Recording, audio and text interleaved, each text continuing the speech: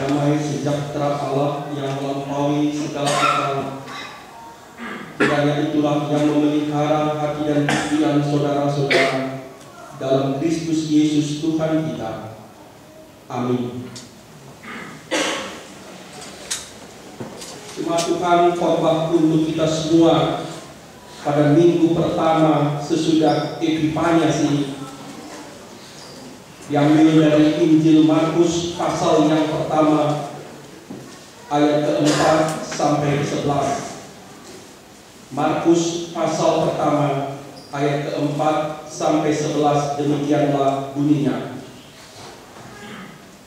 Demikianlah Yohanes Pembaptis tampil di padang gurun dan menyerukan, "Bertobatlah dan berilah dirimu dibaptis, dan Allah akan mengampuni dosamu."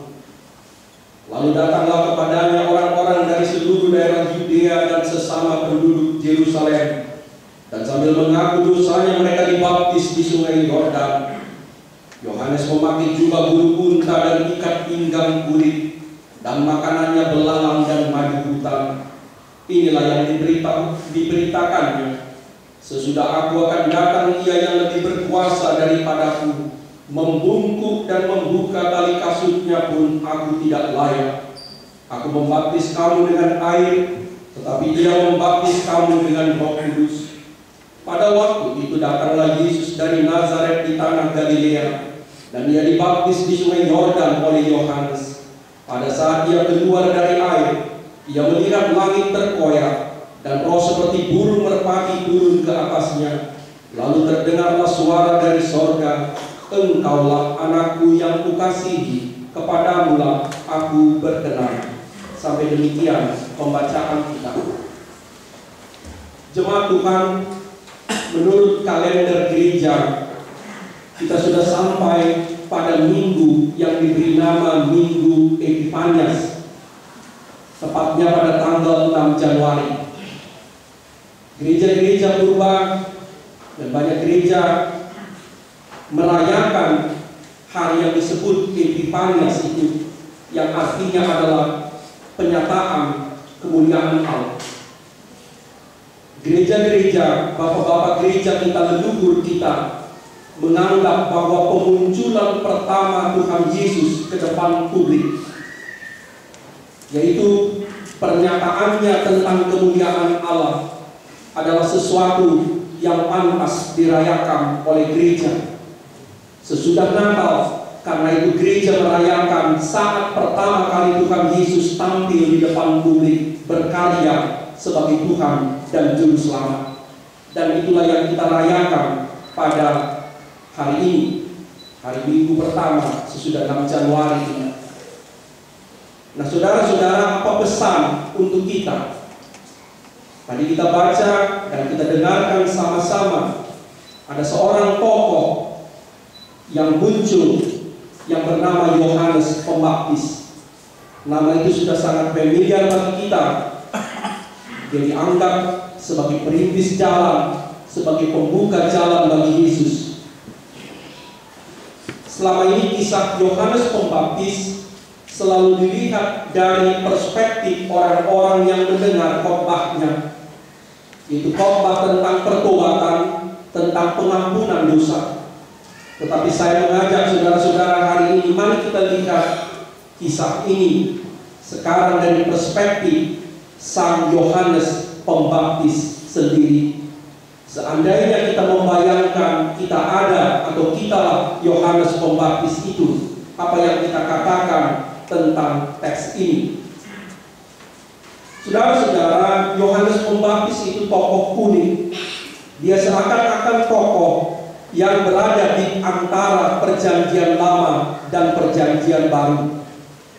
Dia selalu disangka oleh orang pada waktu itu adalah Elia yang muncul kembali, terutama dengan penampilannya yang sangat unik, memakai jubah kesat bulu unta dan memakan makanannya madu hutan, dan dia tampil di padang gurun.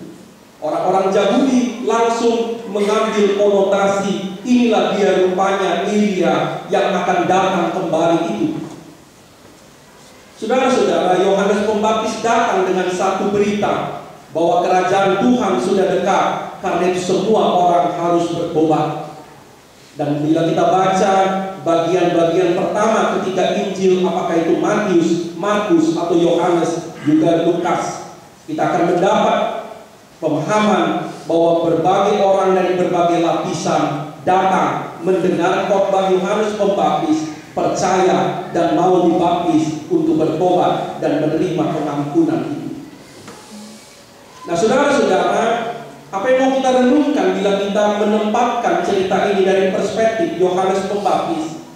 Kita dipanggil bukan hanya untuk bertobat dan berubah, tetapi terutama supaya kita mau juga menjadi alat Tuhan, membawa perubahan, membawa pertobatan bagi banyak orang.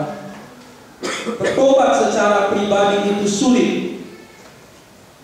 tetapi jauh lebih sulit lagi tugas yang diberikan Tuhan bagi kita. Sesudah kita sendiri bertobat dan berubah, maka tugas kita adalah membawa banyak orang juga untuk berubah dan bertobat di depan Tuhan. Dan itulah yang bisa kita pelajari, salah satu motivasi, inspirasi, juga kekuatan yang kita dapat dari Yohanes Pembaptis. Dia berani berjalan di depan sebagai perintis. Tidak banyak orang yang berani berjalan di depan. Sebagian besar orang memilih berjalan di belakang sesudah keadaan aman. Tetapi Yohanes mengajak kita semua dengan semua talenta yang ada di tempat kita masing-masing, dengan keberadaan kita, supaya kita memilih jalan di depan, membawa perubahan, pertobatan, kebaikan bagi banyak orang yang dipercayakan Tuhan di sekitar kita. Saudara-saudara, seringkali ada ketegangan antara kebersamaan dan pembaharuan. Kadang-kadang kita tidak berani berbeda walaupun kita tahu itu benar. Karena itu kita anggap akan menimbulkan ketegangan dan ketidaknyamanan dengan keluarga, dengan sahabat, dengan saudara-saudara, dengan masyarakat kita. Tetapi Yohanes memberi kita inspirasi. Ada waktunya Tuhan memanggil kita berjalan di depan sebagai perintis jalan, sebagai pelopor. Dan terutama bagi kita, bagi saudara dan saya yang masih muda, terimalah panggilan itu. Berjalanlah di depan. Masyarakat kita, gereja kita, bahkan negara kita kekurangan orang-orang yang berani berjalan di depan. Orang-orang yang berani memimpin perubahan, memimpin pertobatan. Orang-orang yang berani menunjukkan inilah jalan yang benar itu. Kita disegarkan, seorang wali kota dari Jawa Tengah berani kembali tampil menunjukkan bahwa harus ada keberanian melakukan perubahan. Dengan skala kecil, dengan skala besar, dengan berbagai aspek dalam kehidupan kita. Kita tidak harus membayangkan kita perintis jalan pembaharuan di seluruh dunia, di seluruh bangsa.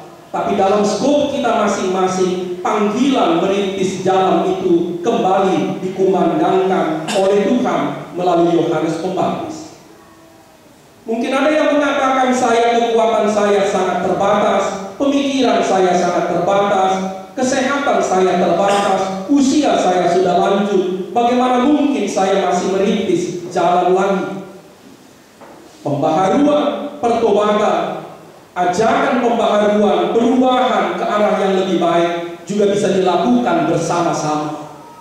Ketika kita merasa diri kita sangat kecil, terbatas, maka kita dipanggil menyatukan semua kekuatan itu, sehingga kita bisa kekuatan perubahan, pembaharuan, dan pertobatan itu juga bisa datang dari sebuah komunitas, sebuah kesatuan, tidak harus pribadi-pribadi.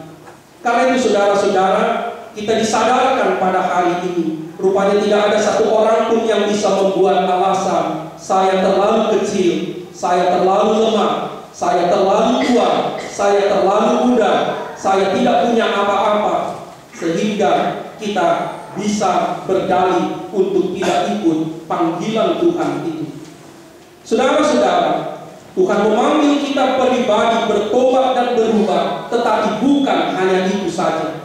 Kalau hanya diri kita saja yang kita ubah, kalau hanya diri kita saja yang bertobat menjadi baru, itu belum cukup. Sebab Yohanes pun mengambil pilihan, mengambil undangan Tuhan itu untuk berjalan di depan. Dalam bahasa Batak, istilah perintis jalan itu sangat mengesankan. Sipotas nambu, penebah embun. Pada zaman dahulu ketika jalan masih bersemak, ketika jalan masih harus melewati hutan, mesti ada orang yang berdiri berjalan paling depan untuk menepis embun agar orang-orang yang di belakangnya tidak basah. Seperti itulah kita dipanggil sekarang. Siapa di antara kita dipanggil dalam skala apapun juga, berjalanlah di depan. Ikutlah Yohanes Pembaptis itu membuka jalan bagi Sang Mesias, bagi kebenaran. Jika Yohanes Pembaptis melakukannya kedatangan Tuhan secara fisik, kita bisa menjadi perintis dan membuka jalan bagi kebenaran, bagi kebajikan, bagi kesejahteraan, bagi keadilan Tuhan. Yang kedua, apa yang bisa kita petik dan inspirasi dan motivasi dari Yohanes Pembaptis? Yohanes Pembaptis sebagai seorang pembaharu, sebagai seorang perintis jalan, mengajarkan kepada kita tentang kerendahan hati. Orang Israel memandang Yohanes sangat besar. Dia dipandang sebagai Elia yang datang kembali, tetapi hatinya rupanya begitu rendah dan tulus. Karena itu dia mengatakan, aku tidak layak membungkuk dan membuka tali sepatu Kristus. Saudara-saudara, itu adalah pernyataan dari seorang nabi besar yang mengatakan, aku tidak layak untuk membungkuk dan membuka tali sepatu Kristus. Saudara-saudara, apa artinya itu? Tuhan mengajak kita untuk selalu merendahkan hati kita juga. Walaupun kita sebagai pemimpin, sebagai pembuka jalan, sebagai pembaharu, sebagai orang yang baik dan yang benar, sebagai orang yang selalu memberi, sebagai orang yang dipercaya, kita diminta juga untuk selalu ingat merendahkan hati dan diri kita. Di tempat lain dalam Yohanes 3 ayat 3, Yohanes Pembaptis itu mengatakan, aku harus makin kecil dan dia makin besar. Maksudnya dia di situ adalah Kristus. Itu adalah bentuk penyangkalan diri. Kita harus menyangkal diri kita supaya nama Kristus semakin dimuliakan. Kita harus berjuang melawan, mengubah diri kita supaya nama Kristus semakin nampak, semakin mencuat dan dia dimuliakan. Saudara-saudara, banyak orang mungkin berani tampil di depan, tetapi berapa di antaranya yang tetap merendahkan hatinya? Rupanya kepemimpinan di sini kita diajarkan, rupanya kepemimpinan, kepeloporan tidak harus bertentangan dengan kerendahan hati. Orang-orang yang menjadi pemimpin, orang-orang yang menjadi pelopor dan perintis, rupanya bisa tetap juga rendah hati. Atau sebaliknya, orang-orang yang rendah hati tidak harus selalu di belakang. Orang-orang yang selalu rendah hati, yang selalu tulus, yang memilih kesederhanaan sebagai sikap hidup, rupanya tidak harus ada selalu di bawah. Kenapa? Karena Yohanes Pembaptis telah menunjukkannya. Yang ketiga dan terakhir, apa pesan bagi kita di minggu pertama Epifanias ini? Masih di suasana tahun baru kita. Kita diundang untuk menyaksikan kemuliaan Tuhan. Saudara-saudara, sebetulnya sebagaimana dalam epistel yang kita baca juga tadi, baptisan Yohanes Pembaptis itu adalah baptisan pertobatan. Berbeda dengan baptisan yang kita terima waktu kita kecil. Yesus tidak bersalah dan tidak berdosa, dan karena itu dia tidak perlu bertobat, dan karena itu dia tidak perlu dibaptis oleh Yohanes. Karena itulah ketika Yesus datang, Yohanes menolaknya dan mengatakan, bukan kau, tetapi akulah yang harus dibaptis olehmu. Dengan kata lain, Yohanes menyadari bahwa Tuhan tidak perlu menerima baptisan yang dilakukannya. Tetapi Yesus mengatakan, lakukanlah sebab kita harus menggenapi kehendak Bapa. Itu adalah tanda solidaritas Kristus kepada orang yang berdosa. Dengan menerima baptisan Yohanes Pembaptis, Yesus menggolongkan dirinya sebagai orang-orang pendosa, walaupun ia sendiri tidak punya noda dan celah. Tetapi apa yang terjadi ketika Yesus menerima baptisan dari Yohanes itu? Langit terkoyak, Roh Kudus turun dalam rupa merpati, dan terdengar suara dari sorga, "Inilah anakku yang kukasihi." Ketika Yesus merendahkan dirinya dan menyamakan dirinya, memasukkan dirinya dalam golongan orang-orang berdosa, terbukalah langit, dan langit sorga sendiri mengatakan, "Inilah anakku," dan Roh Allah turun. Saudara-saudara, Yohanes Pembaptis menyaksikan kemuliaan itu. Dan kepada kita semua orang-orang percaya dahulu dan sekarang juga diizinkan untuk menyaksikan kemuliaan Tuhan itu. Dan itulah sumber kekuatan kita meneruskan kehidupan, meneruskan karya dan pelayanan, meneruskan perjalanan kita. Bahwa kita juga diizinkan untuk percaya dan menyaksikan Yesuslah anak Allah, dan Roh Allah telah turun kepadanya, dan Allah sendiri menyatakan dialah Sang Bapa, anaknya. Dan itu menjadi kekuatan bagi kita.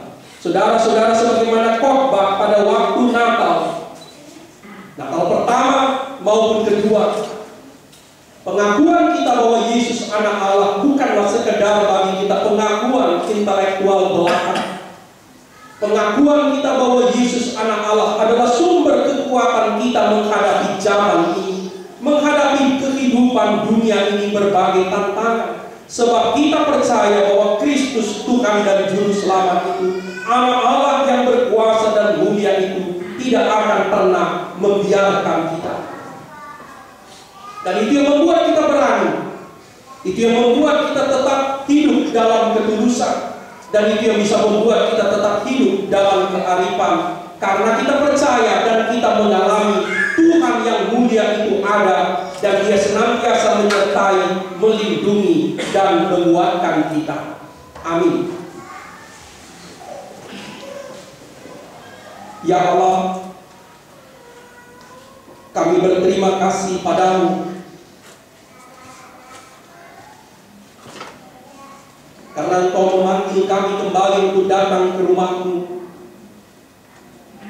memuji nama-Mu, mendengar hukum-hukum-Mu, mengaku dosa dan menerima pengampunan-Mu, menerima Tuhan firman-Mu, pedoman hidup baru kami, menyaksikan Tuhan pengakuan iman kami, mendengarkan sabda Tuhan, menyampaikan persembahan hidup kami, dan menerima berkat-Mu.